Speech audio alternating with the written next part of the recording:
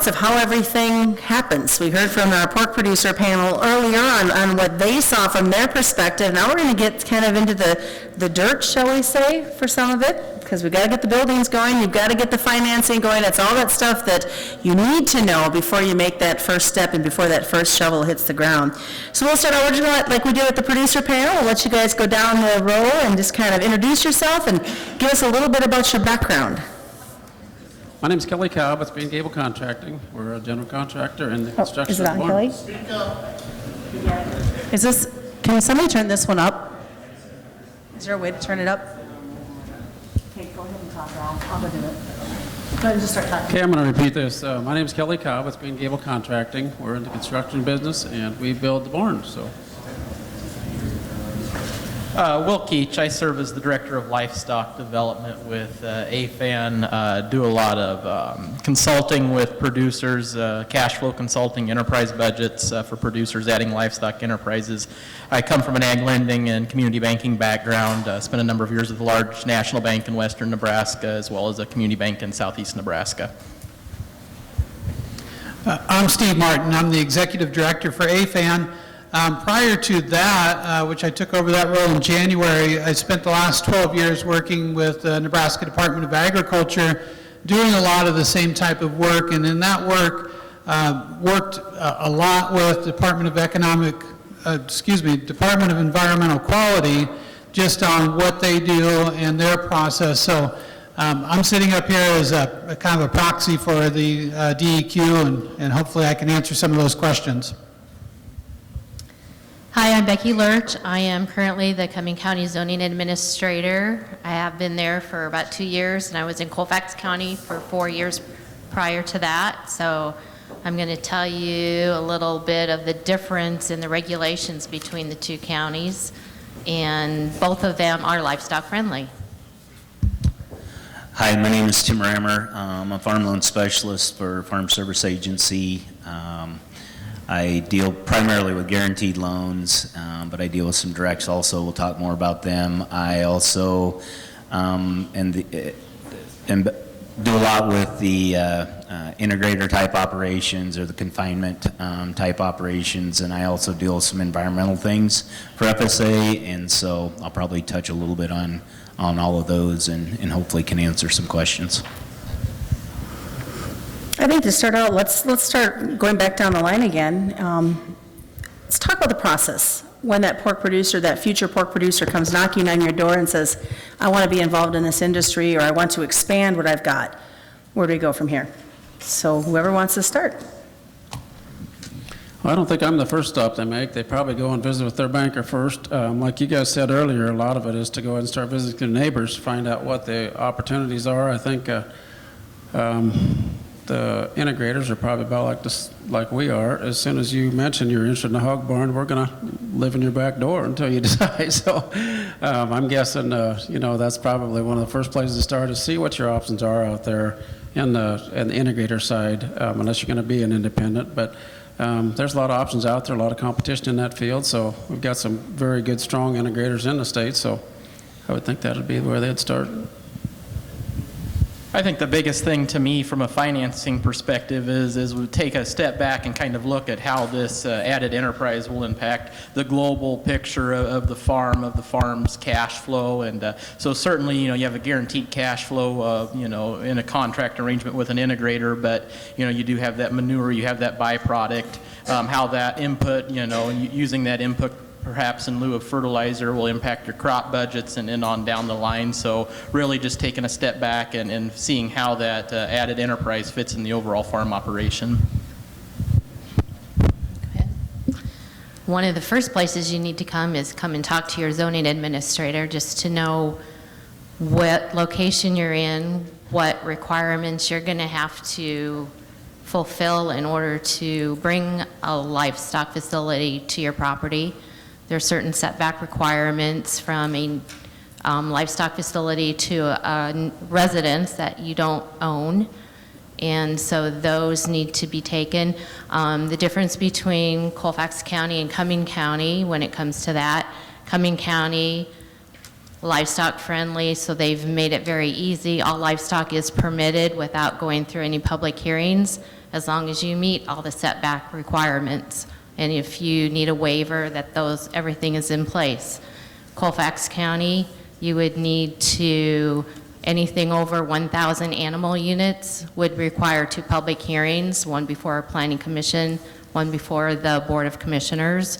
So that would take, depending on when you get your application in, if it is near their meeting, then you're going to wait till the next month. So it could take up to 2 months to get your permit. I guess I would just say, kind of repeat what you've heard. I know with our programs, when we get into the environmental, you certainly don't want to break ground. You don't want to do anything until the environmental process has been completed.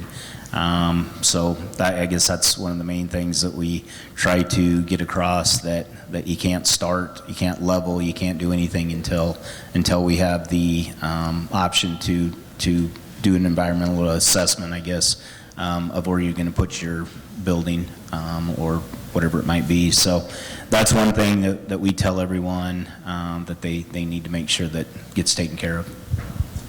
In working with DEQ over the years, one of the things that they will always say is that they would say the same thing Becky said here, is that you need to talk to your local folks first, find out if the site is even going to work from a local standpoint, partly because to adequately fill out the DEQ application, you need engineering work, you need design work, and all of that costs money.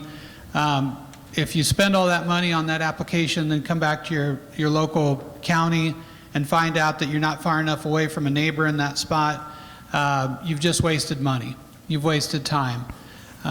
So once you know from a local level that, yes, this is going to work, then you can start working through the process. From a DEQ standpoint, they have 110 days to decide that permit. So once that's turned in, 110 days is their maximum. They're doing a pretty good job of hitting that and even being under that, especially when applications are in good shape. So that's kind of their process, and they go from there. Along with the DEQ, when they get any new application, they also send a copy of that to the county to make sure that we're aware of it. So if you haven't been in to see if this is going to work and I get that DEQ application, it kind of puts a red flag up and I'm like, okay, I'll give, so much time, and then I'll reach out and say, hey, if you're going to do this, you need this permit, and we'll just go from there. And maybe your nutrient advisor is working on helping develop or fill out that permit to bring in, but that just kind of, DEQ automatically sends every permit they have to the county. I think to start out, how does somebody find out who their county zoning commissioner is? So there's 2 ways that you can find out who your zoning administrator is in the county. You can go to the county website, and they have all their offices listed on there and who that person is. Or for the whole state of Nebraska, you can go to NACONE.com, and they have a list of community officials. As we talk, if you guys have questions in the audience, this is your chance to ask the experts. Oh, look at that.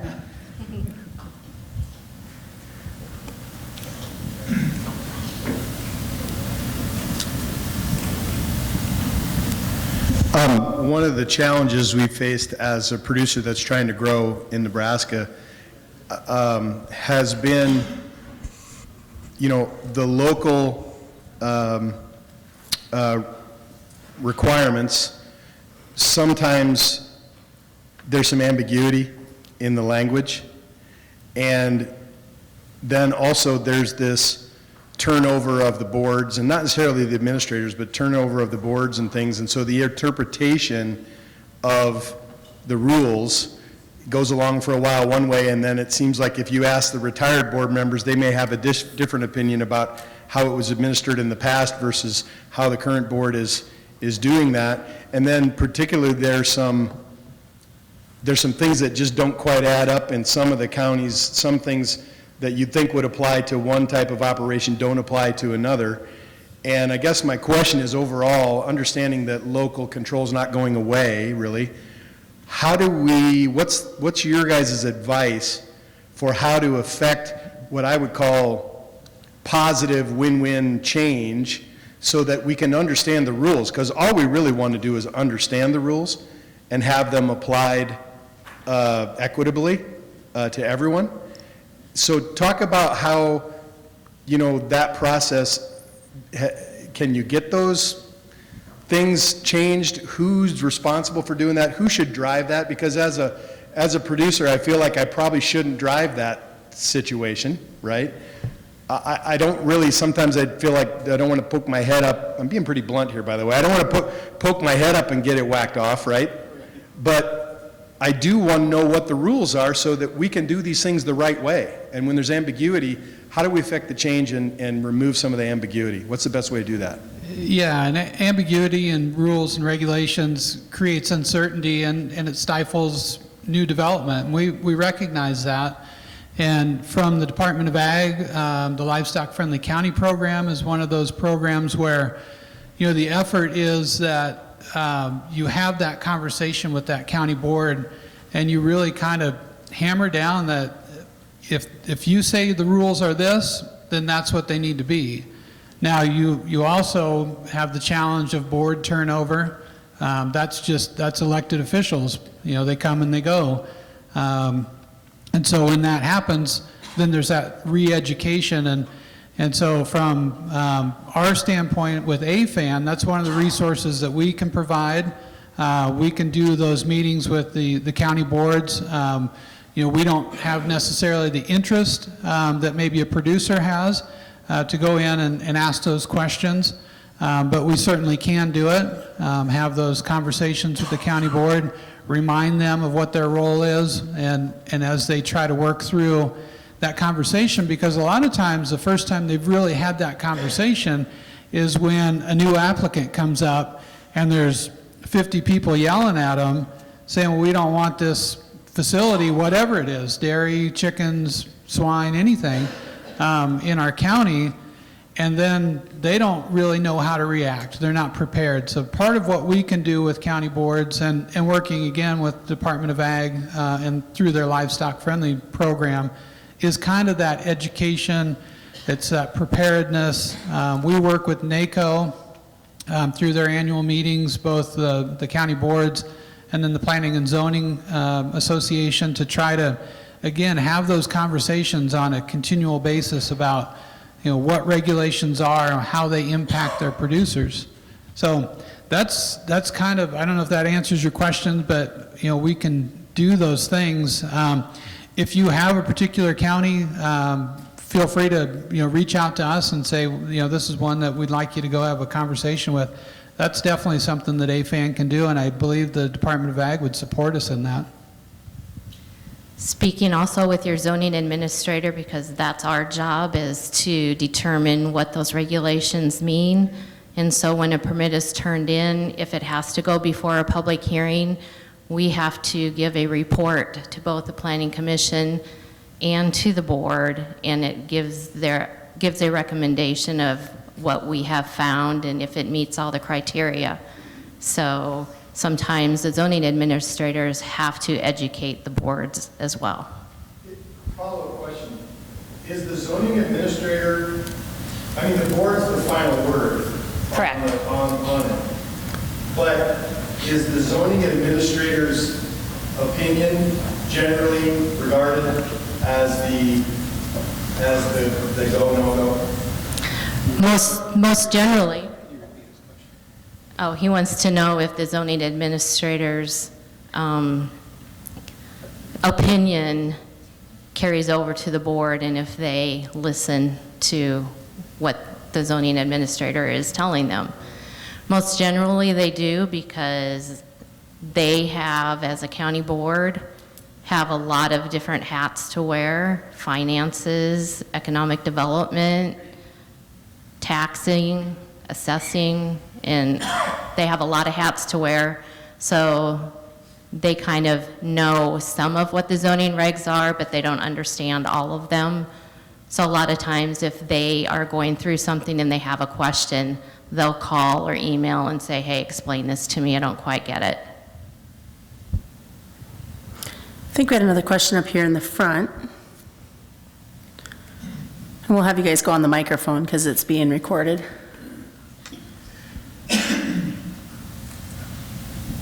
My question is more DEQ based as well. I was wondering if you guys could allude to some of the record keeping that is involved from month to month, annually. I know this is more after you're up and going, but for some of these guys who are interested in getting a new barn, I'm sure it'd be valuable information for them to have what kind of record keeping goes into all that government stuff. No, as far as record keeping matters, I don't have it. All right, so this is where my DEQ hat falls off a little bit, because the day-to-day stuff, I'm not as familiar with what they do. I'm trying to see who we have here in the room here that could answer that. Let's see, who do we have that's a pork producer that could answer that question a little bit? Nobody's raising their hand. All right, so we know that there's there's, especially around nutrient management. When you're spreading manure, Rick Stoll, maybe you could answer that a little bit? Can you repeat the question? DEQ regulations on record keeping. Are you familiar with their requirements? It's mostly around nutrient management, correct? Yeah, they will need to have a nutrient management plan and enough evidence to show that they're following the plan in terms of when they apply, the amount that was applied, which fields. Okay, so the answer, and oh, go ahead. So I'm not sure how many people heard.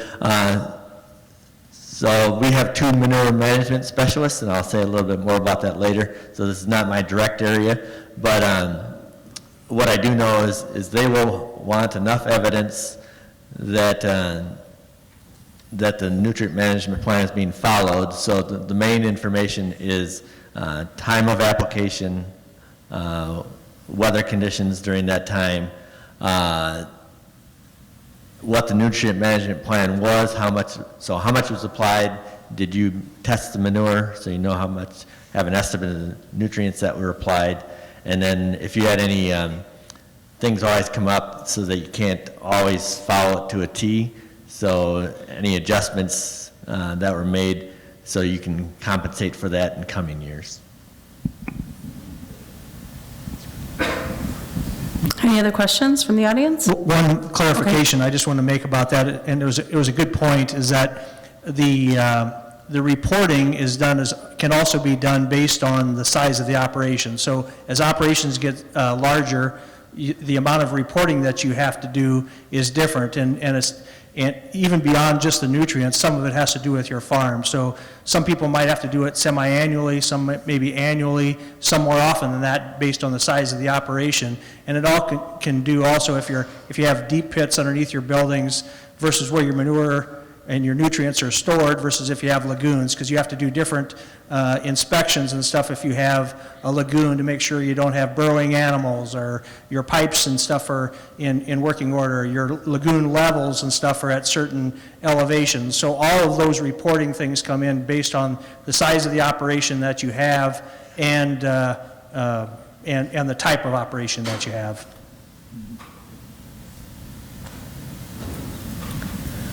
Well, I think let's, in the sense of we've got our permits and everything's good to go, well, now we got to have the cash to do it. So for these young producers or producers that are wanting to expand, what's the next step? What do they need to have? What paperwork things do they need to have to bring to you to be able to get that funding?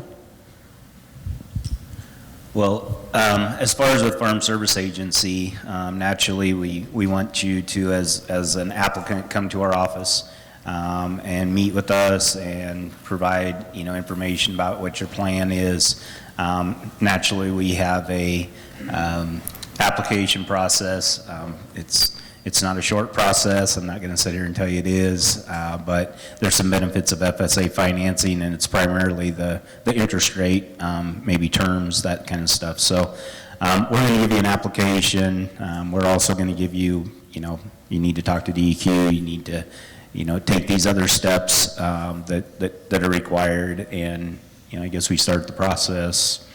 And with us, it probably is going to take, I don't know, 3 or 4 months. So just with all the environmental and everything involved now. So that I guess is where we would start and get you going in the right direction. And as far as programs that we have available, we have a direct program where your financing would come directly from FSA, and we have a guaranteed loan program where you are actually financed through bank, commercial lending, or farm credit services, and FSA would come in and guarantee up to 90%, could be up to 95%, depending on if you're a beginning farmer or not, of a loss if a loss should ever occur. So we have several different programs. Our loan limits have went up, which certainly helps with the integrated operations.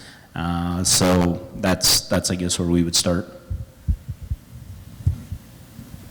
Really, just to add to that, we work with a number of lenders and ag credit providers, some of them who are represented here in the room, who have really developed specialized programs specifically for young producers financing these contract feeding facilities. And as we're aware, contract feeding in general is somewhat new in Nebraska. So you do run into bankers, you run into lenders who, are a bit more conservative in nature on the terms that they approve these deals on. But when you look at young producers who may not have a lot of equity on their personal balance sheet, there are options available, to finance these as you alluded, 90-95% of that commitment. Obviously, it works a lot better from a cash flow perspective if you have, if you're only financing 70 or 80% of that facility. But certainly there are options available. And I'll jump in here. That's kind of where Farm Service Agency can assist with that, because our programs on the direct side, even the guarantee, we can loan 1-to-1. And basically, how our direct program gets used quite a bit with the integrator type operations is that we are able to be in a second lien position behind the other credit that you'll probably have to obtain, simply because our loan amounts we can't provide enough money. I think our max on our direct is $600,000, which probably wouldn't get a confinement building or whatever it might be built.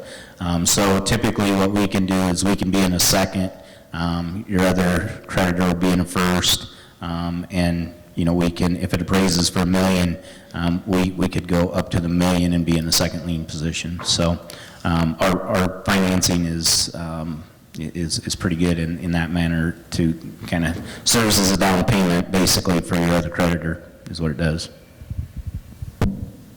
Any questions? Go for it. Something else that we've started to see a little bit in our some of the barns we built is the leasing, and that's become on pretty strong, and I think it's in the poultry side as well as the swine side. But I just learned a few minutes ago, I guess, that on that leasing, say if a dad or parents wanted to go ahead and sign a lease on that contract for so many years, at the end of that, it's got a 20% buyout. That buyout can also be, it doesn't have to be bought out by the parents. It can be passed on, that buyout option can be passed on to the younger generation that's coming in to run the farm with no capital gains paid. So there's a number of advantages in that lease program, and we're starting to see a lot more people look towards that. For one thing, less down payment. The interest rates are very attractive, very similar, if not a little bit less. So it's a very attractive option too. So, I mean, you'd have to go through your lender to see what the options are there, but we have starting to see a lot more interest in that and have clients that have used it. So There's a lot of time from when the first conception of the idea in that family operation to when you guys sit down and have that conversation about building. Once they get the go-ahead, kind of walk us through the time frame for when we could actually see dirt being turned and a building being all put together. as far as, As far as our part of it, as far as the construction itself, it depends on, like, say if you take a bore stud or a fairing site or a nursery, it's going to depend on size, of course. But if you're looking at, just an average scenario, a 2,500 head finisher with a deep pit, we'll come in from start to finish. We try to set our sites up around that 8 to 10 weeks. 8's pretty common if you have all good weather all the way through.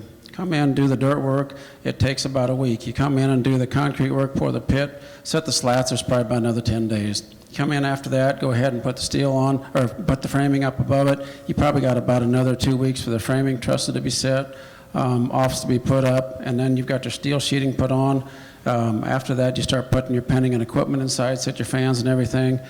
We usually figure about that. I would say 10 weeks is going to be a little longer than it should take from start to finish to go ahead and put that grower from when they turn us loose on that site until they're ready to put hogs in the barn. So That's the quick part of the whole process. yeah. Any questions yet from the audience? Do you guys have any thoughts, maybe advice for that young producer that maybe wants to talk mom and dad into expanding or looking at contracting? Can we flip a coin between you two? I'm going to jump on it again, guys. The one thing we've seen in our building is that some guys, like you just said, they're a little cautious to get into it, but we have seen so many of these people come in, their parents are helping the young generation get back to the farm, and it's just like everybody here has heard before, but to go ahead and buy enough property to bring that individual from college back home and raise a family is almost impossible. But you can get into one of these barns, like you said, with the financing options available, the lease available, you can get them out there to earn a living with that barn, still be assistant on the row crop or whatever. And I just think it's one of the few options or opportunities out there to actually come home with not a lot of money put together and be able to get on, get involved in the farm back home. And it sure seems like I'm just promoting the barns, guys, but not really. So promoting the industry, it is a good opportunity. And so many of our guys that have done it the last 36 months has done it, bringing a young guy back into it. I mean, I see probably 3 or 4 owners here that have done that identical thing, and they were young guys getting into it, and now they're building equity in their farm. So to go along with that, I really think that it works best for young producers that either have a row crop enterprise on the side or most likely have their parents have a row crop enterprise, because obviously you do have that return after debt service from the actual contract, essentially is your wage for operating that facility, but really where you can see an additional significant financial impact is using that manure, using that nutrient as an input in that row crop operation, whether it be theirs or their parents, and how that financial arrangement, works out is kind of dependent upon the family, but I certainly think that's the scenario where it works quite well. I would just say start the conversation early. We heard from the panel this morning. If this is something you think you want to do, then get out there and talk to some existing producers, talk to your lender, talk to your county about the zoning requirements. Call AFAN. We've got a lot of resources that we can provide. Nebraska Pork Producers, Department of Ag, all of us have resources. Glad to share them with you, but it's getting going, because when you look at DEQ process of 110 days, which is, you're looking at 3.5 months, you've got some time there that if you decide today, yes, I want to build it, and then all of a sudden you're looking at 3 to 4 months of waiting, if you're not prepared for that, it's kind of a shock. So start that conversation early. I'll have to agree with that. Start early, because depending on what county you're in, like I said, most of them take public hearings, so you could be 2 months out from getting an approval on your permit. Cumming County, if everything's good, I can do it the same day. Any questions?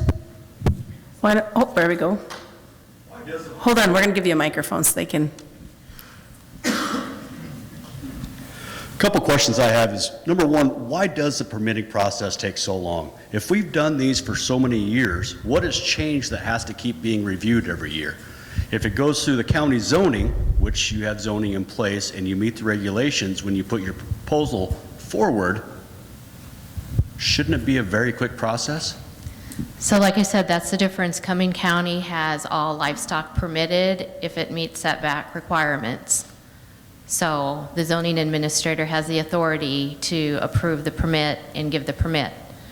Other counties have a certain animal unit that the zoning administrator can permit.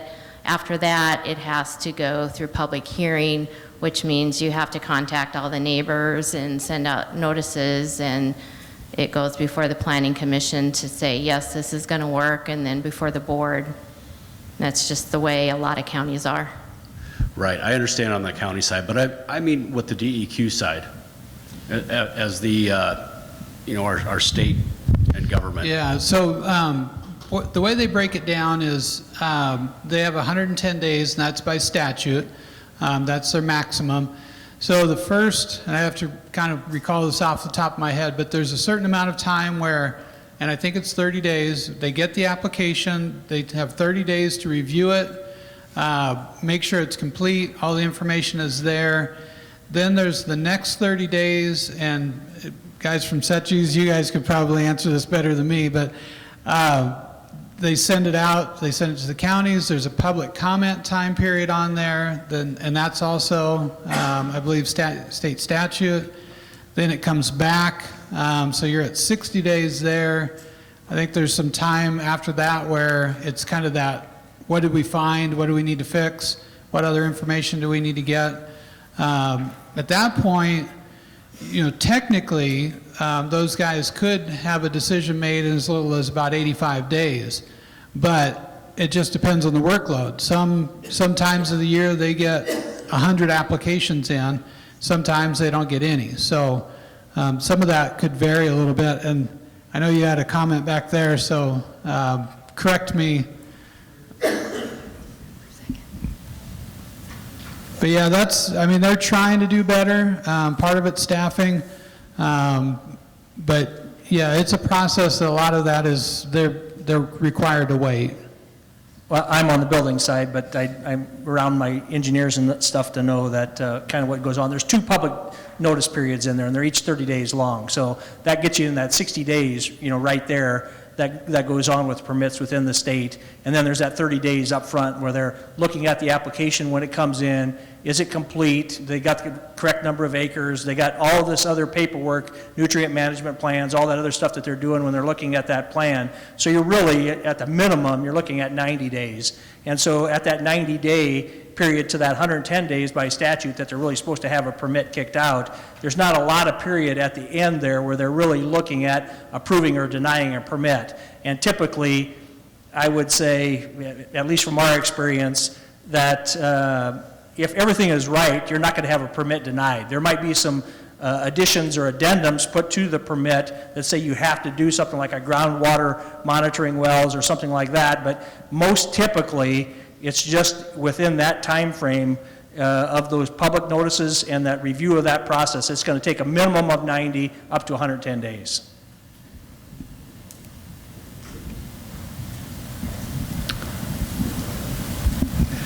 Yeah, from my experience in talking with producers, typically the complaints about it going long, first off, if it's a deep pit, pretty much standard design, it should be on the short end. If you have outdoor facilities, there's more groundwater testing and soil testing that's involved. But the biggest thing is to work with somebody so that you make sure that when it's submitted the first time, it's correct as much as you can get it, so that it doesn't come back for changes, because when you resubmit it, every time you resubmit it, there's a 30-day, 60-day, depending on what the change is involved, that'll be tacked onto that. So every time it comes back to them, they get a certain number of days to look at it. All right, I think quickly to wrap up, do you guys have any final comments?